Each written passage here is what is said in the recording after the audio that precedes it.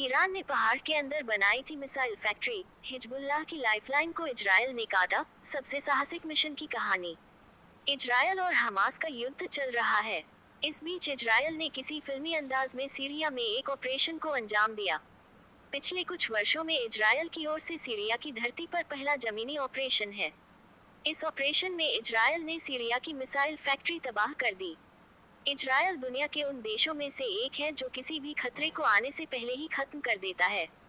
इसके लिए उसे चाहे किसी देश के अंदर अपनी सेना ही क्यों न भेजनी पड़े।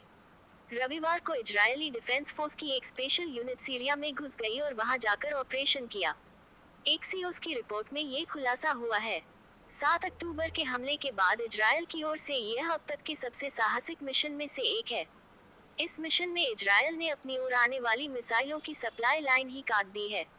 रिपोर्ट के मुताबिक सीरिया में इजरायल ने जहां रेड की वह एक अंडरग्राउंड मिसाइल कारखाना है। इजरायल ने इसे नष्ट कर दिया।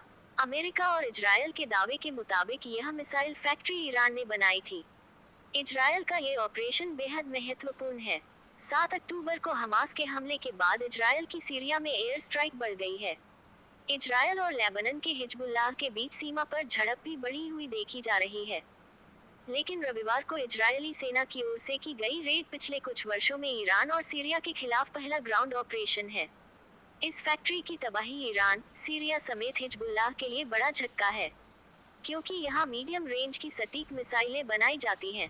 रिपोर्ट में दावा किया गया है कि इस ऑपरेशन को लेकर इजरायली सरकार चुप है, क्योंकि इजरायल नहीं चाहता कि वो कुछ ऐसा कहे जिससे ईरान या सीरिया भड़क जाएं। आईडीएफ, इजरायल के रक्षा मंत्रालय और प्रधानमंत्री कार्यालय ने इस पर टिप्पणी से इनकार किया है। सीरिया की सरकारी मीडिया और विपक्षी संगठन रविवार रात को इजरायली एयरफोर्स की ओर से एयर स्ट्राइक की सूचना दे रहे हैं। इसमें कहा गया है कि 16 लोग एयर स्ट्राइक में मारे गए और 40 लोग घायल हो गए हैं। ईरान के विदेश मंत्रालय ने हमले की निंदा की है। रिपोर्ट के मुताबिक इजरायली वायुसेना की विशिष्ट इकाई शालडेग ने एयर स्ट्राइक और रेड को अंजाम दिया। ये ऑपरेशन बेहद संवेदनशील था, ऐसे में बाइडेन प्रशासन को पहले ही इसकी सूचना दी गई थी। फिल्मी अंदाज में हुआ ऑपरेशन।